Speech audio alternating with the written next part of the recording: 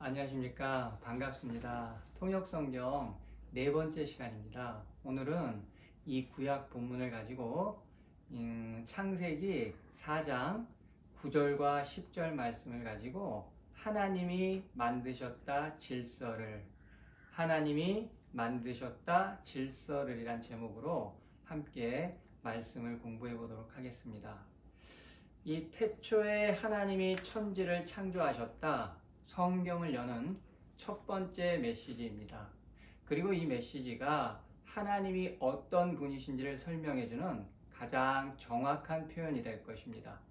이 세상을 창조하신 분이라는 소개는 그분께서 세상의 주인이시고 우리들에게 이 생명을 주신 분이 하나님이시라는 뜻입니다. 이 고대 세계에서 생명이 있는 모든 것에는 이름이 있어야지만 존재하는 것이었습니다. 그래서 하나님께서는 창세기 책의 처음을 이 창조와 창조물의 이름을 붙이시는데 사용하신 것입니다. 왜 아담이 하나님께서 창조하신 모든 생명 있는 것들에게 이름을 지어주고 이 창세기의 원 역사 안에 인류의 족보가 기록되어 있겠습니까?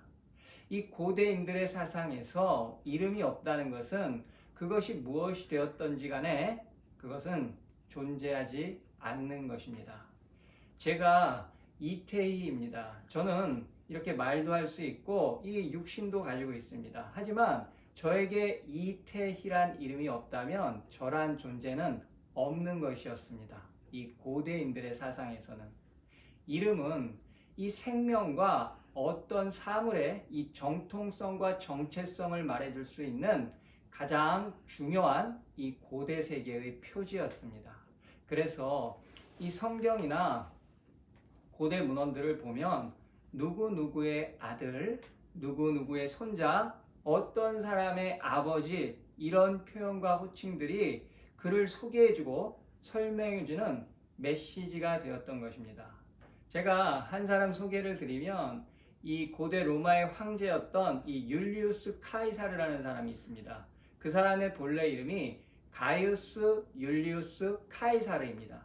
그래서 이 가이우스란 제일 앞에 있는 이름이 본인의 진짜 이름이고 이 중앙에 있는 율리우스가 그 가이우스의 가문, 씨족을 말해주는 것입니다. 그리고 마지막 이 카이사르라는 이름이 바로 직계 가족인 아버지의 성을 따른 이름입니다. 그래서 이 가이우스가 어느 장소를 가든지 그의 이름을 대면 사람들이 이 사람이 누구라는 것을 알 수 있다는 것입니다. 그리고 이 이름으로 인해서 세상에 이 하나님이 만드신 완전한 질서가 시작된 것입니다. 창조는 하나님께서 만드신 질서를 말하는 것입니다. 즉, 창조의 가장 중요한 의미가 질서인 것입니다. 그래서 오늘 본문의 제목이 하나님이 만드셨다 질서를입니다. 그리고 이 문장이 성경을 여는 이 창세기 1장 1절에 태초에 하나님이 천지를 창조하셨다라는 말씀의 의미가 되는 것입니다. 자, 그럼 오늘 본문을 먼저 읽어보겠습니다. 오늘 본문은 4장 9절과 10절이지만 저희는 오늘 이 1절부터 15절까지의 본문을 집중적으로 공부해 보도록 하겠습니다. 주님께서 가인에게 물으셨다.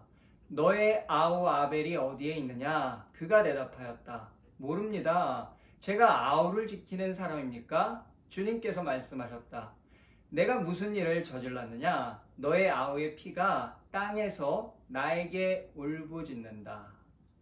이 신약의 기자들은 성경 최초의 살인사건을 해석하면서 이 아담의 첫 번째 아들이었던 가인을 살인자의 원형으로 제시를 합니다. 그리고 둘째 아들 아벨을 하나님을 섬기는 이 믿음 있는 자의 전형으로 제시를 하고 있습니다. 이 창세기 4장에는 성경 연구가들이나 이 독자들에게 마치 숨은 그림 찾기처럼 분명히 변하지 않는 정답은 있는데 그 그림을 찾아내기가 어려운 부분들이 몇 군데 있습니다. 그 숨은 그림은 가인의 부인은 누구인가? 아담의 딸들인가? 아니면 아담이 에덴 동산에서 추방당하기 전부터 이미 이 동산 밖에서 살고 있었던 어떤 여성들인가? 이 가인이 말하는 자신을 죽이려는 사람들은 누구인가? 왜 하나님께서는 이 가인과 아벨의 제사를 똑같이 받아주시지 않았는가? 오늘 이 창세기 4장의 본문을 해석하면서 이런 몇 가지 난제 아닌 난제들을 함께 공부해 보도록 하겠습니다. 이 성경의 역사 속에서 태초의 인류는 아담과 하와를 통해서 시작되었습니다. 이 두 조상은 하나님께서 금지하셨던 이 선과 악을 알게 해주는 나무의 열매를 따먹은 후에 에덴 동산에서 쫓겨나게 됩니다. 그 후에 이 에덴의 동쪽 어떤 지역에서 두 인류의 2세대가 태어났습니다. 이 부모의 불순종의 결과로, 즉 에덴의 질서를 깨트려버린 범죄로 인해서 제2세대부터는 인류의 의지와는 상관없이 이 원죄라는 악의 본성을 모든 인류가 가지고 태어나게 되었습니다. 물론 이런 원죄의 신학을 모든 인류가 동의하는 것은 아닙니다. 오직 이 하나님의 말씀인 성경을 믿고 그분을 섬기는 사람들만이 이 원죄의 신학을 진리로 받아들입니다. 이 원죄가 적용되기 시작한 가인과 아벨은 아버지로부터 가업을 물려받았습니다. 이 농사와 목축, 이 두 가지 직업군은 성경뿐만 아니라 이 고대 세계에서는 유일하면서도 가장 중요한 인류의 사업이자 생산수단이었습니다. 이 첫사람 아담은 에덴에서부터 동물들을 관리했습니다. 그리고 에덴을 나와서는 농사도 짓고 목축도 하는 이 농부와 목자의 두 가지 직업을 겸했습니다.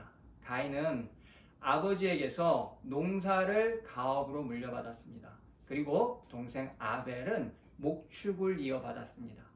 이 가인이 아내를 얻고 땅을 일구어서 농사를 지었습니다. 그리고 추수를 했을 때 이제 가인은 부모님에게서 배우고 경험했던 대로 하나님께 감사의 제물을 올려드렸습니다. 마찬가지로 이 동생 아벨도 자신의 생산물로 제물을 드렸습니다. 그런데 이 문제는 하나님께서는 두 형제가 드렸던 제물 중에서 가인의 제물을 받지 않으셨던 것입니다. 결국 이 제사의 사건 이후에 가인은 동생 아벨을 죽이고 맙니다. 이 아벨은 자신의 억울한 죽음을 하나님께 눈물로 호소했습니다. 하나님께서는 동생을 죽여서 하나님의 법을 깨뜨린 인류의 질서를 무너뜨려 버린 가인에게 벌을 내리셨습니다. 살인사건 이후에 가인은 세상을 떠돌면서 자녀들을 낳았고 그 자녀들은 인류 문명의 역사를 만들어 나갔습니다. 그리고 이 가인의 자손 중에서 라멕은 가인처럼 살인을 저질렀습니다. 이미 이 라멕의 시대부터는 살인과 폭력이 이 영웅을 상징해주는 표지인 것처럼 인류의 삶 속에 편만해질 것을 예고해 주었습니다. 이 고대에 말하던 영웅들의 시절이 찾아온 것입니다. 이 창세기 4장은 에덴의 동쪽으로 이주해 갔던 인류의 삶과 그들이 파괴하기 시작했던 이 하나님 나라의 질서, 창조주와 이 고유 권한에 대한 반란, 그리고 인류 문명의 발전을 보여주는 성경의 역사입니다. 짧게 표현해보면 인간의 죄악과 하나님의 은혜를 보여주는 것입니다. 자, 1절입니다. 아담이 자기 아내 하와와 동침하니 아내가 임신하여 가인을 낳았다. 하와가 말하였다. 주님의 도우심으로 내가 남자아이를 얻었다. 바로 이 문장, 주님의 도우심으로를 히브리어 본문으로 직역을 해보면 at 아도나이, 야훼와 더불어, 야훼와 함께.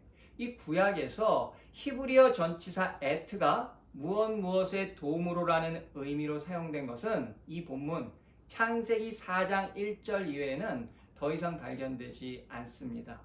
여기서는 이 생명의 탄생을 하나님의 창조 행위로 이해하고 있습니다. 그런데 여기서 남자아이를 얻었다라는 문장에서 이 얻었다에 사용된 히브리어 단어 이 카나가 매우 특별하고 좀 재미있습니다.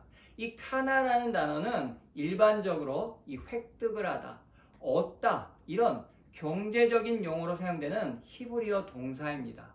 그런데 그런 동사가 이 자녀의 출산을 표현하는 것에 사용되었다는 것입니다. 또 한 가지 재미있는 점은 이제 막 태어난 이 신생아에게 보통 이 유대 사회에서 18세 이상 되는 성인 남성을 표현할 때 사용했던 이 이씨라는 단어가 사용되었다는 것입니다. 이 히브리어 이씨가 이렇게 신생아를 표현하는 단어로 사용된 용례는 본문 말고는 없습니다. 이 신생아가 누구죠? 가인입니다. 그렇다면 이 가인은 태어날 때부터 어느 정도 이렇게 장성한 사람의 모습을 가지고 태어났다는 것입니다. 그래서 이 유대 사회의 랍비들은 이 가인은 태어날 때부터 청년이었다고 그렇게 가르쳤습니다. 계속해서 2절에서 5절까지의 말씀을 읽어보겠습니다. 제가 이 2절부터 5절까지의 말씀을 천천히 읽을 텐데 천천히 읽는 동안 여러분께서 무언가를 한번 발견해 보시기 바랍니다. 하와는 또 가인의 아우 아벨을 낳았다. 아벨은 양을 치는 목자가 되고 가인은 밭을 가는 농부가 되었다. 세월이 지난 뒤에 가인은 땅에서 거둔 곡식을 주님께 제물로 바치고 아벨은 양떼 가운데서 맛배의 기름기를 바쳤다. 주님께서 아벨과 그가 바친 제물은 반기셨으나 가인과 그가 바친 제물은 반기지 않으셨다. 그래서 가인은 몹시 화가 나서 얼굴빛이 달라졌다. 1절부터 5절까지의 이 본문의 구조가 매우 특별하고 좀 흥미롭습니다.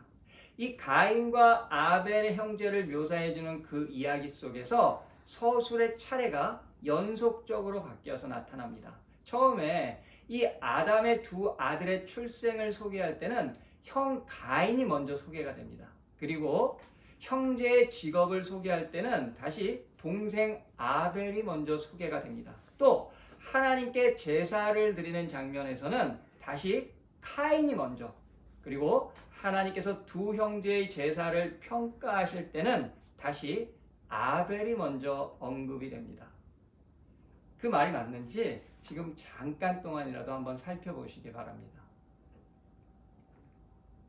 보신 걸로 알고 이렇게 이 교차 대꾸법을 사용한 문학 구조는 이 본문의 극적인 긴장감을 최고조로 올려줍니다. 그래서 이 독자들의 호기심과 관심을 집중시키고 이 이야기 속으로 이 독자들이 몰입할 수 있도록 만들어준다는 것입니다. 특별히 이 형 가인과 동생 아벨의 비교를 통해서 이 가까운 미래에 벌어질 이 형제 간의 갈등 관계에 포커스를 맞추려는 목적을 가지고 교차 대꾸법이 사용된 것입니다. 이 가인은 농사를 지어서 추수한 제물을 하나님께 드렸습니다. 그리고 아벨은 자신이 기른 작은 가축의 제일 좋은 부분을 하나님께 드렸습니다. 두 형제는 자신들의 삶의 모습을 그대로 하나님께 제물로 드렸던 것입니다. 여기서 문제는 아까도 말씀을 드렸지만 하나님께서는 두 형제의 제물을 다르게 평가하셨다는 것입니다. 하나님께서는 카인의 제물은 받지 않으셨습니다. 이 본문 4절과 5절에는 두 형제가 드렸던 제사에 대한 하나님의 반응과 평가를 히브리어 이 샤라는 단어로 표현했습니다. 이 샤라는 단어가 가지고 있는 중요한 의미는 놀라다, 쳐다보다, 주시하다. 즉 어떤 사물이나 목표를 아주 자세하게 관찰하고 그것에 주목할 때 사용하는 단어가 히브리어 샤입니다. 그렇다면 가인과 아벨이 자신이 드렸던 제물을 하나님께서 받으신 것인지 받지 않으셨는지 그 결과를 어떻게 확인할 수 있었겠습니까? 이 앞서 말씀드렸던 성경의 난제 아닌 난제 첫 번째입니다.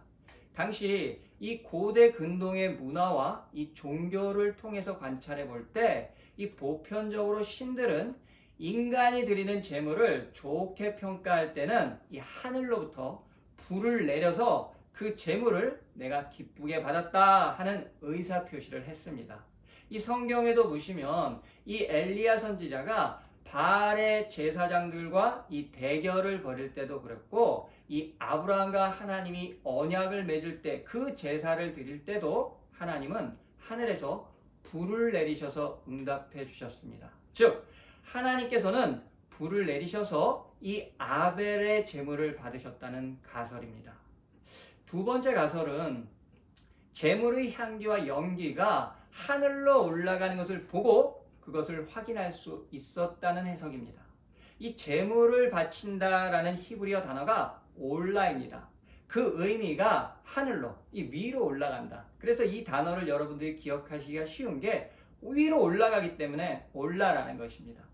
즉, 이 아벨의 제물은 그 향기와 연기가 위쪽으로, 이 하늘로 올라갔고, 이 가인의 제물은 그 연기가 땅, 이 아래로 내려갔다는 해석입니다.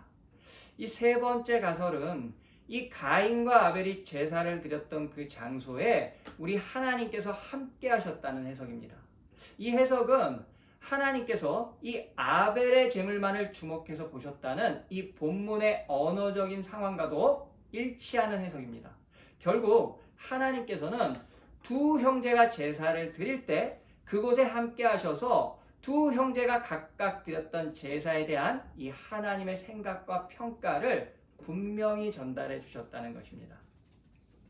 특별히 이 세 번째 가설은 구약의 역사 안으로 들어가 보면 하나님께서는 여러 장소들에서 사람들 앞에 임재해 주셨던 내용과도 일치합니다. 또 이 성서 밖의 성서라고 말하는 위경과 외경, 그리고 이 유대인 랍비들의 주석서인 미드라시에도 기록이 되어 있습니다. 이 고대 문서인 제2에녹서에 보면 이 에덴 동산의 생명나무는 하나님께서 동산을 거느시고 난 후에, 그러니까 하나님께서 동산을 산책하신 후에 휴식처로 사용하셨던 장소라고 합니다. 에녹 2서 8장 3절의 말씀입니다. 그리고 생명나무가 그것에 있었고 여호와가 파라다이스를 거닌 후 그 나무 아래에서 안식을 취하곤 하셨다. 이렇게 하나님께서 인간들의 세상에서 함께 하셨던 장면은 이 고대 무덤과 성경 안에 분명하게 기록되어 있습니다. 결론적으로 두 형제의 제사를 하나님께서 받으셨는지 받지 않으셨는지에 대한 그 연락의 유무는 본문에 하나님께서 불을 내리셨다거나 제물을 태워서 제사를 드렸다는 아무런 언급이 없습니다. 다만 이 문맥 속에서 보여주는 것처럼 하나님의 직접적인 평가만을 확인할 수 있습니다. 그렇다면 여기서 중요한 것은 이 성서의 기자는 하나님께서 어떠한 방식으로 제물을 받으셨는지에 관해서는 전혀 관심이 없다는 것입니다. 이 성경의 관심은 하나님께서는 주목해서 보았다. 아벨의 제물만을 주목하셨다는 것입니다. 하나님께서 이 아벨의 제물만 인정해 주시자 이 이야기는 이 가인이 막 화가 나서 분노하면서 얼굴빛이 변화된 장면을 포커스로 잡아서 보여줍니다. 이 성경을 포함한 이 고대 문학 작품들에는 이렇게 그림 언어들이 자주 등장을 합니다. 그러니까 이야기가 전개되면서 그 소개되는 문장이나 단어들을 의인화시켜서 보여주는 것입니다. 등장인물의 행동을 마치 이렇게 그림을 그리는 것처럼 이야기 속에서 언어를 사용해서 그려준다는 것입니다. 앞으로 이 저희가 살펴볼 본문에는 이런 그림 언어들이 계속해서 등장을 합니다. 여기서 두 번째 난제. 여러분께서 자주 듣고 이미 알고 계신 질문입니다. 하나님께서는 왜 아벨의 제물만 받으셨나? 이 질문에 대해서는 정말 많은 해답지들이 있습니다. 그렇지만 성경 해석의 역사 속에서 우리가 주목해야 할 세 가지의 해석만을 살펴보겠습니다. 첫 번째는 하나님께서는 농업보다는 이 유목민들의 삶의 방식을 더 선호하셨다는 해석입니다. 이유는 이 원래 에덴 동산에서는 아담이 직접 농사를 했다는 말이 없습니다. 아담이 하나님께서 금지하신 나무의 열매를 먹은 후에 동산에서 쫓겨난 다음부터 손에 흙을 묻히며 땀 흘려 일을 했다는 것입니다. 하지만 이 유목민의 삶은 하나님께서 창조 후에 이 아담에게 맡기셨던 지키고 돌보라는 명령과 일치하는 직업이기 때문에 그렇다는 것입니다. 이 첫 번째 해석이 틀린 이유는 땅을 경작하라는 명령 또한 하나님께서 에덴 밖에서의 삶을 위해서 인간들에게 허락하신 은혜의 명령이었습니다.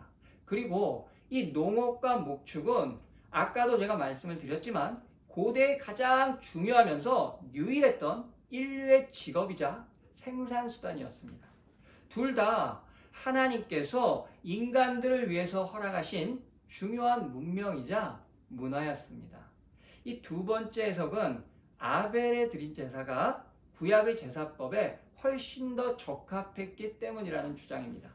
당시는 이 모세에게 율법을 주시기 전이었지만 저희들은 이 창세기를 볼 때에 모세에게 주셨던 율법이 배경이 된다는 것을 항상 기억하고 봐야만 합니다. 이미 이 모세 오경의 기자가 창세기라는 책을 기록할 때는 하나님께서 시내산에서 주셨던 율법이 이스라엘 백성들의 삶의 배경이자 그들이 살아가는 삶의 기준이 되어 있었을 때입니다. 그래서 이 창세기의 본문은 율법이 투영되어 있고 율법이 전체적인 배경이 되는 것입니다.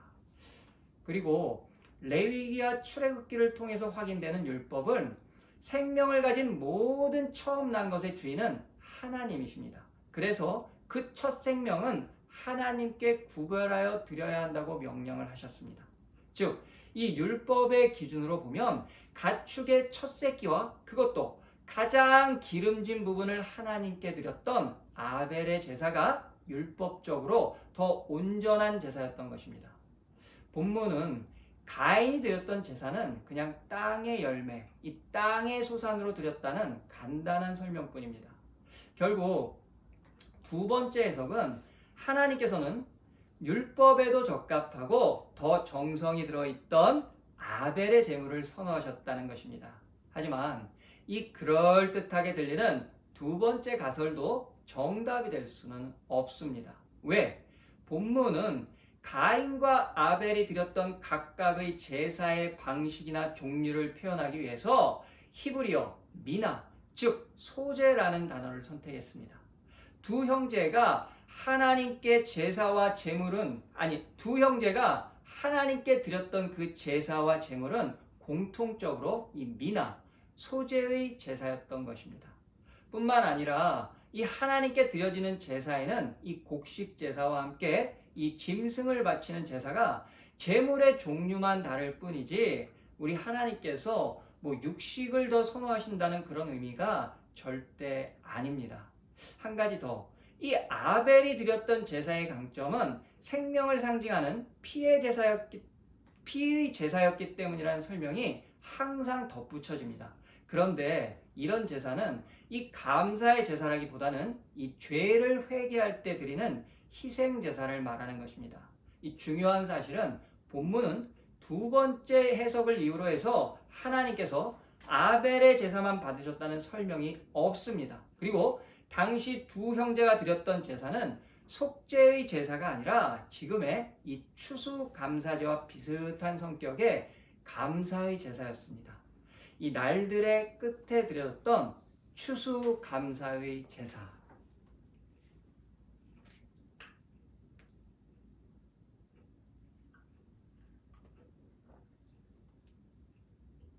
입이 너무 말라서 물을 한 모금 했습니다.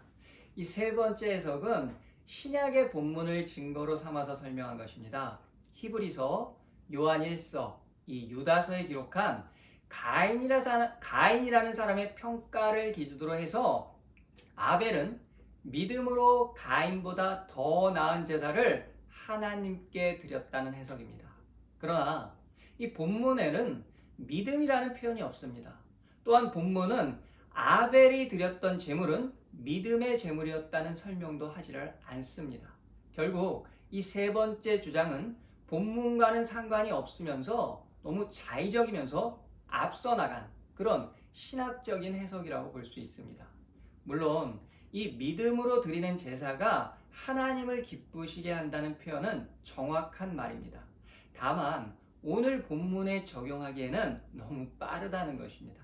그래서 제가 존경하는 이 유대인 학자 이 카스토의 해석은 본문에 들어있는 하나님의 평가의 의미를 가장 정확하게 표현해 줍니다. 들어보십시오.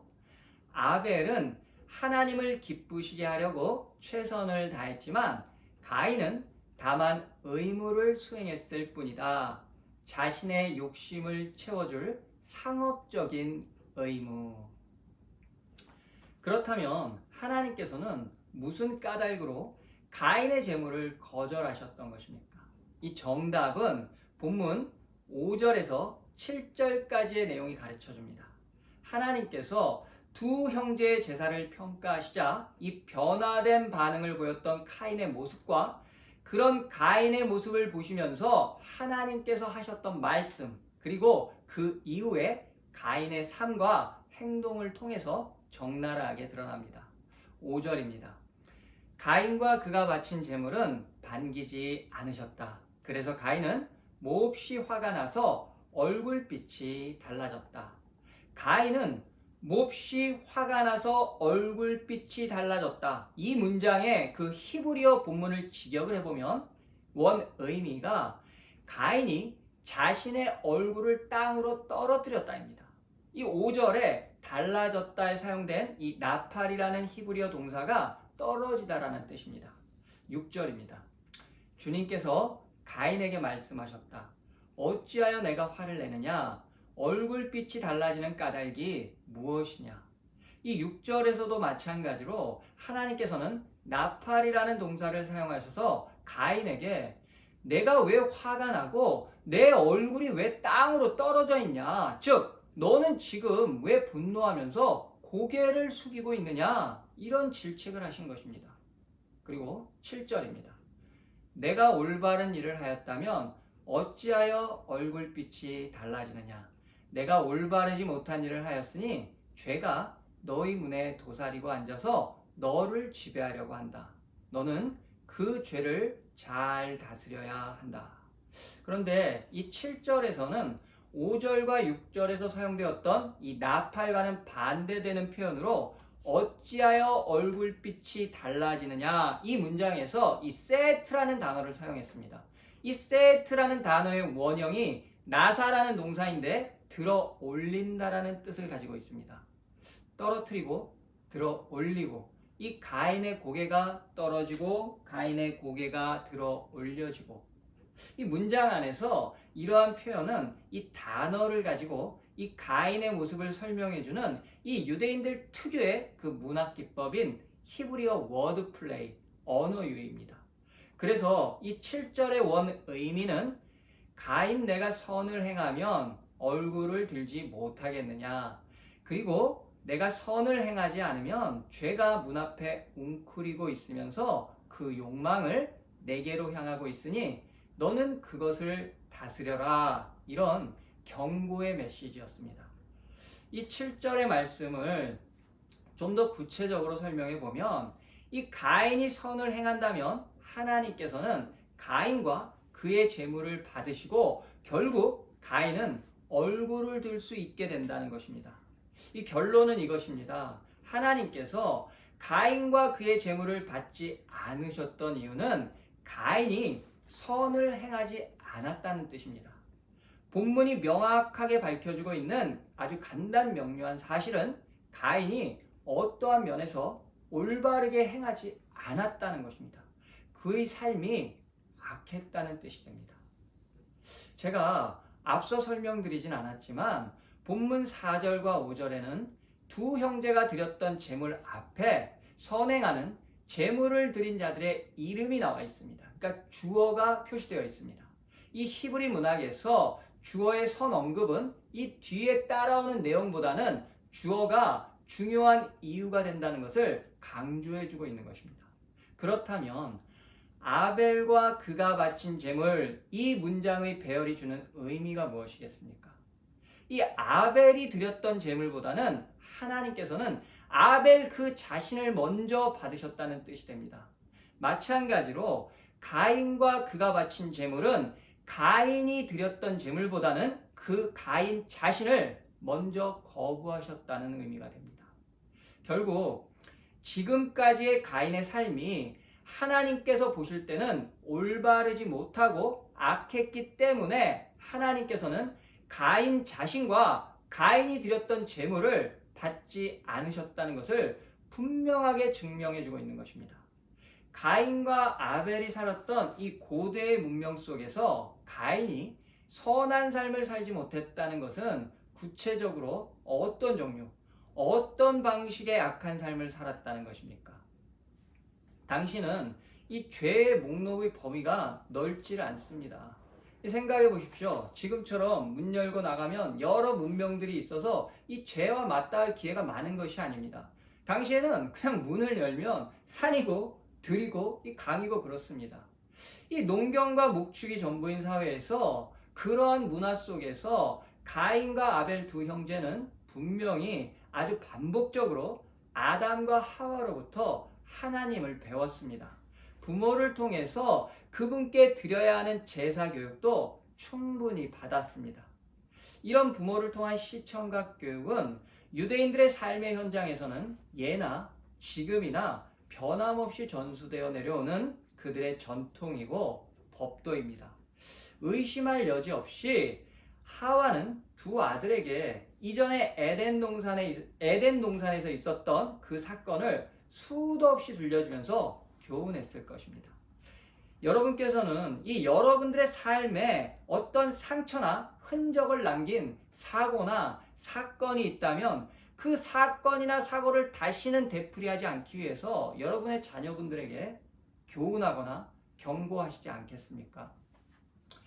만약에 어떤 부모가 전 재산을 보증으로 날리게 되면 그런 부모는 자신들의 자녀들에게 이 보증을 서주었을 때 어떤 결과가 초래되는지를 반드시 경고하고 또 경고할 수밖에 없는 것입니다.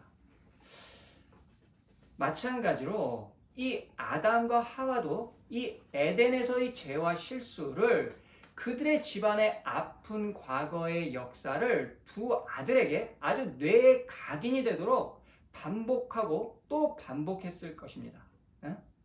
얘들아, 엄마와 아빠가 이 에덴 동산에서 뱀의 꼬임에 넘어가서 선악과를 따먹고 동산에서 쫓겨나서 지금 이게 우리가 무슨 개고생을 하고 있는 것이냐, 이런 식의 말입니다. 그리고 하나님께는 어떻게 제사를 드려야 한다.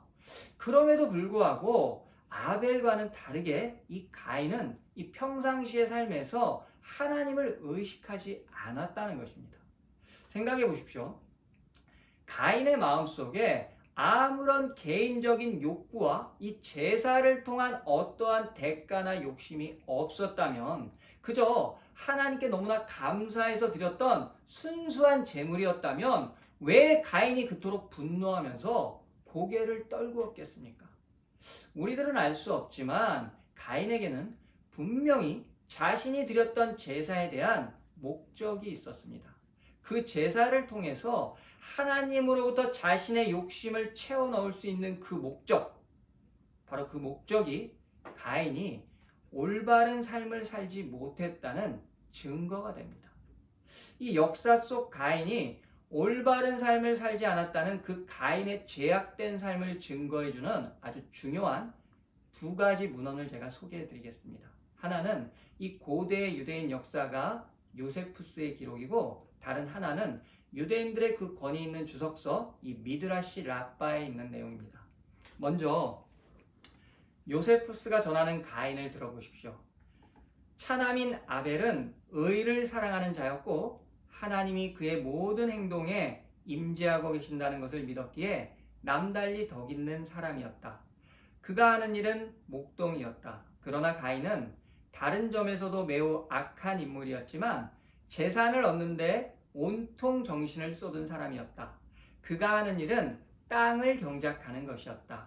가인은 하나님께 형벌을 받고 자기 행위를 고치려고 하기보다는 더욱 사악해져 갔다.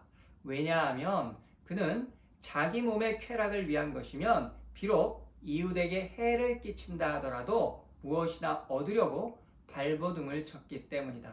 그는 약탈과 폭력으로 그의 가산을 엄청나게 불려나갔다. 그는 강탈로 인해 얻는 기쁨과 이익을 안면이 있는 사람들에게 가르치고 스스로 사악한 자들의 우두머리가 되었다. 다음은 미드라시 라빠입니다. 아담은 두 아들을 낳게 되었습니다. 가인과 아벨이었습니다. 둘의 성격은 그렇게 다를 수가 없었습니다. 가인은 거만하고 이기적이었습니다. 그러나 아벨은 겸손했습니다. 아담이 말했습니다. 너희들은 내가 만든 번제단에 하나님께 제물을 드려야 한다. 가인은 농사를 짓고 있었습니다. 그래서 언제나 아름다운 열매를 추구했습니다. 가인은 가장 좋은 열매는 언제나 자기가 먹었습니다. 그리고 나머지를 하나님께 드렸습니다. 그러나 동생 아벨은 항상 제일 좋은 양을 잡아서 하나님께 정성껏 드렸습니다. 좀 웃깁니다. 이 두 문헌을 통해서 이 가인의 정체성을 좀 더 가깝게 확인할 수 있었습니다.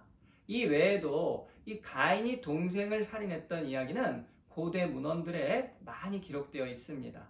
이 가인의 제사가 거부를 당했던 원인이 무엇이었던지 간에 본문은 하나님으로부터 선택받지 못했던 그 시간에 가인이 보여주었던 그 반응에 집중하고 있습니다. 사실 이 제사에 관한 시나리오는 후에 벌어질 이 형제 살인의 전주곡이었습니다.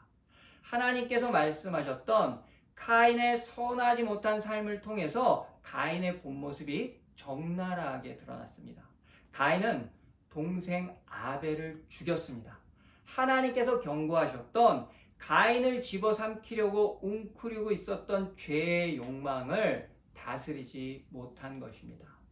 이제 하나님께서는 에덴 동산에서 선과 악을 알게 하는 나무의 열매를 따먹었던 아담에게 내가 어디에 있느냐 하고 심판의 시작을 알리셨던 것처럼 가인에게도 너의 아우 아벨이 어디에 있느냐?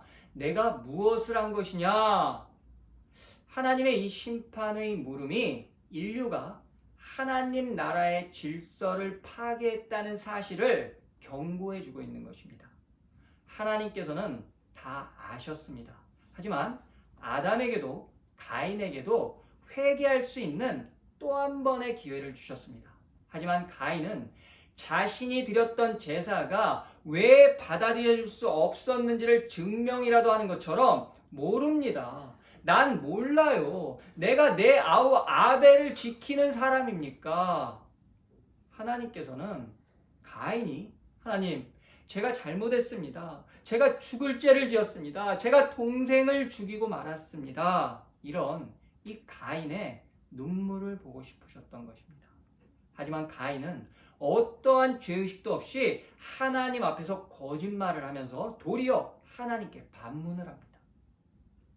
이것이 하나님 나라의 질서를 파괴하는 인간들의 모습인 것입니다.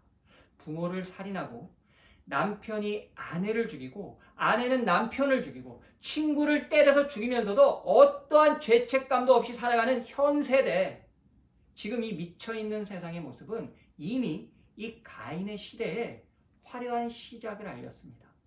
이 장면이 바뀌면서 또 그림 언어가 등장을 합니다. 10절입니다. 내가 무슨 일을 저질렀느냐? 너의 아우의 피가 땅에서 나에게 울부짖는다. 피가 울부짖을 수 있습니까? 바로 이런 것이 그림 언어입니다.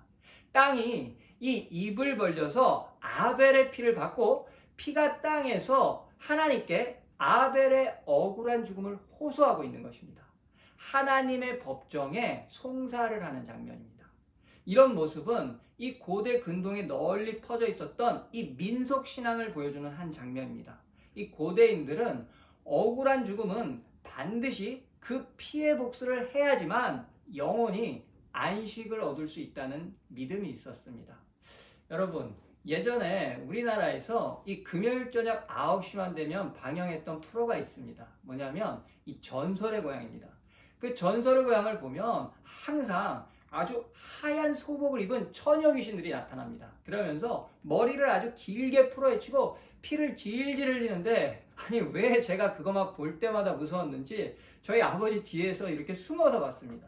그런데 그 처녀 귀신들이 항상 사또를 찾아갑니다. 그래서 사또 저의 원한을 풀어주십시오. 바로 이런 장면을 보여준 것입니다. 자, 하나님께서는 가인을 즉시 처벌하지는 않으셨습니다. 또다시 은혜를 주신 것입니다. 가인의 형벌은 생업을 잃고 평생 떠돌이 생활을 하는 나그네의 삶을 사는 것이었습니다.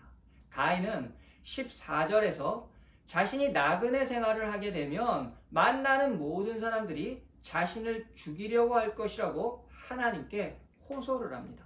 14절입니다. 오늘 이 땅에서 저를 쫓아내시니 하나님을 뵙지도 못하고 이 땅 위에서 쉬지도 못하고 떠돌아다니게 될 것입니다. 그렇게 되면 저를 만나는 사람마다 저를 죽이려고 할 것입니다. 여기서 난제 아닌 난제가 또 나타납니다. 아니 도대체 누가 가인을 죽이려고 한다는 말입니까? 세상에는 아담과 하와, 가인 말고도 또 누가 있다는 말입니까? 이 질문에 대한 답변도 이 성경 연구가들 통해서 이미 많은 대답들을 들어왔습니다. 하지만 이 정답은 고대 근동학의 권위자인 존 H. 월튼이 대답을 해줍니다. 굳이 아담과 하와 이외에 아무도 살지 않았다는 생각을 할 필요는 없다. 빙고. 이게 정답입니다.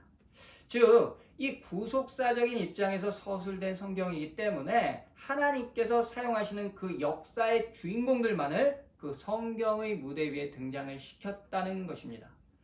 아담과 하와는 성경에는 기록되어 있지 않지만 이 가인과 아벨, 셋 이외에도 많은 자녀들을 출산했습니다. 그러니까 아담과 하와가 살고 있는 곳에, 다른 곳에 가면 다른 인류들이, 하나님께서 창조하셨던 다른 인류들이 분명히 살고 있었다는 것입니다. 다만 하나님께서는 이 구속사를 설명해 주시기 위해서 아담의 가족만을 이렇게 그 성경의 무대 위에 올려서 보여주신 것입니다. 이 가인의 살인사건의 마지막 장면은 하나님께서 두려움에 떨고 있는 가인에게 어떠한 은혜를 주십니다. 그 은혜는 어떠한 표를 주시면서 그 표로 인해서 가인의 생명을 지켜주시겠다는 하나님의 강렬한 의지였습니다. 15절입니다. 주님께서 그에게 말씀하셨다. 그렇지 않다. 가인을 죽이는 자는 7갑절로 벌을 받을 것이다. 주님께서는 가인에게 표를 찍어주셔서 어느 누가 그를 만나더라도 그를 죽이지 못하게 하셨다. 만약에 이 가인을 해치는 사람에게는 7배, 즉 완전한 심판을 주시겠다는 하나님의 약속이었습니다. 여기서 7배라고 하면 또 이 가인을 해치는 어떤 사람, 그 가족 7명을 똑같이 해쳐주시겠다는 그런 말씀이 아닙니다. 이 고대 세계에서 숫자 7은 이 완전함을 나타내주는 그런 상징적인 수였습니다. 하나님께서는 세상으로부터 이 가인을 지켜주시겠다는 선포를 하신 것입니다. 인간이 하나님 나라의 질서, 그 중에서도 이 살인을 저지르는 것은 하나님의 고유 권한이자 고유 영역을 파괴하는 행위입니다. 피는 생명이고 모든 생명의 주인은 하나님 한 분뿐이십니다. 그 질서를 하나님께서는 다시 회복시키시겠다는 선포를 하셨던 것입니다. 한 가지 더, 하나님께서 가인에게 주셨던 그 표, 그것에 대한 해석도 지금껏 이 유대인 학자들을 통해서 많은 이야기들로 전해져 내려왔습니다. 그렇지만 이 성경 본문의 대답은 한 가지입니다. 하나님께서 이 벌거벗은 아담과 하와에게 입혀주셨던 그 동물 가죽이 어떤 상표였는지가 중요하지 않았던 것처럼 이 가인에게 주셨던 표도 무엇인지가 중요한 것은 아니라는 것입니다. 중요한 것은 하나님께서 그들에게 선물, 즉 은혜를 주셨다는 것입니다. 가인의 생명을 지켜주시겠다는 완전한 은혜, 더 나아가서 인류의 생명을 지켜주시고 안식을 주시겠다는 하나님의 선한 의지, 샬롬을 주신 것입니다. 그렇다면 가인의 살인 이후로 인류는 선을 따라가고 가인의 본성을 다시는 되풀이하지 않았습니까?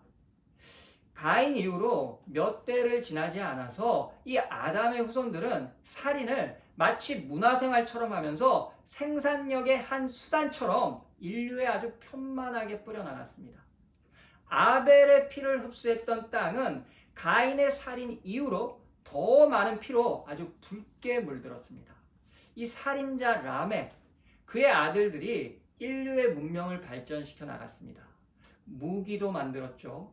음악을 만들었죠. 이제는 이 양과 염소와 같은 작은 가축들뿐만 아니라 더 크고 더 많은 짐승들로 더 부유하고 더 윤택한 인간들의 삶과 세상을 만들어 나갔습니다.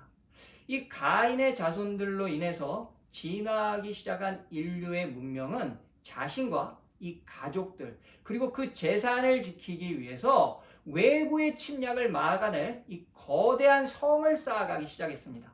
그들은 필연적인 살인을 위해서 무기를 생산해냈고 이제 무기를 사용한 살인은 인류가 살아남기 위한 삶의 수단이자 문화가 되었습니다. 하나님이 세우신 완전하며 온전한 질서가 인간들의 욕심을 위해서 그들의 보다 나은 라이프 스타일을 위해서 깨지고 부서져야만 했습니다. 이제 땅에는 하나님께서 만드신 질서 대신에 이 영웅들의 승리의 약탈을 찬양하는 도성의 평화를 위해서 살인과 폭력은 인간들의 땅에서 존경과 환호를 받게 되었습니다. 여러분, 인류 문명의 역사를 짧은 단어들로 한번 표현해 보십시오. 불, 농사, 목축, 도시, 성, 무기, 노예, 살인, 폭력, 향연, 쾌락, 전쟁, 영웅. 도성이 여기저기에서 생기면서 평화는 깨져버렸습니다. 그리고 전쟁은 인류의 일상이 되어버렸습니다.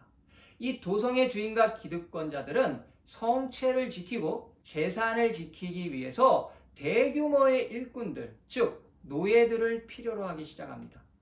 성을 짓기 위해서 전쟁을 하고 땅을 경작하고 부를 축적하기 위해서 노예는 반드시 필요한 생산수단이었습니다.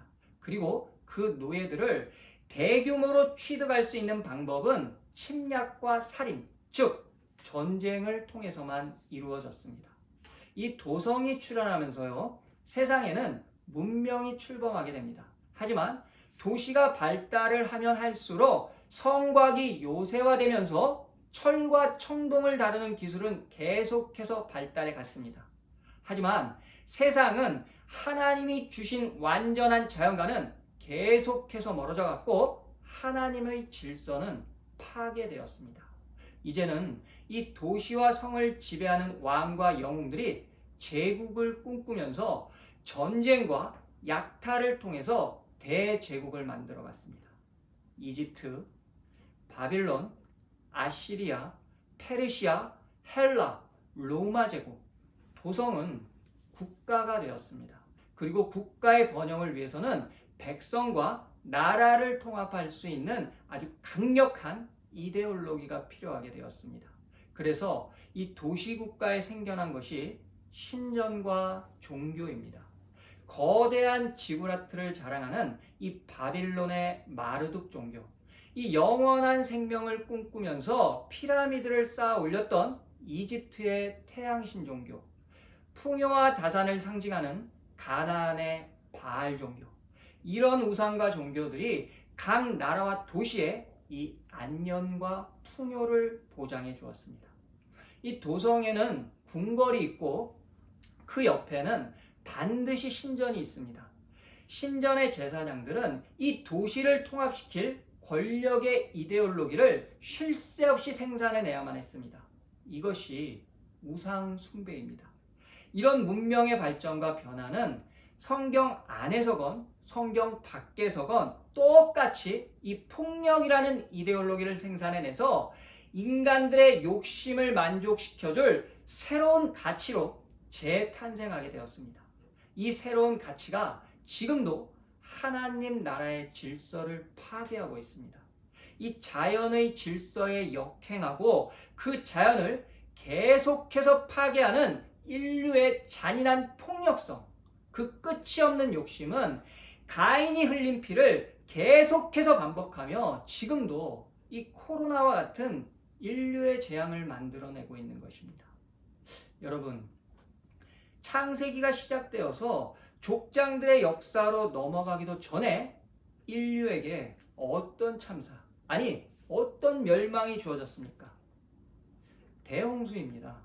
가인의 살인 사건은 하나님 나라의 질서를 파괴하는 전초전이 되었고 그 결과는 홍수로 인한 완전한 멸망이었습니다. 이 가인이 시작한 폭력의 역사는 하나님이 세우신 질서를 파괴하는 역사는 우리가 살고 있는 이 시대에도 여전히 계속되고 있습니다. 사랑하는 성도 여러분, 기억하셔야만 합니다. 하나님께서는 지금도 저희에게 이 에덴에서처럼 내가 어디에 있느냐, 내가 무엇을 하느냐, 이렇게 심판과 경고의 메시지를 들려주십니다. 저와 여러분은 하나님께서 세우신 질서를 파괴한 적이 없는 것인지, 아니면 지금도 그 가인의 역사에 동참하고 있는 것인지 분명히 점검해 보셔야만 합니다. 하나님께서 간곡한 목소리로 지금 말씀하십니다. 내가 어디에 있느냐. 감사합니다.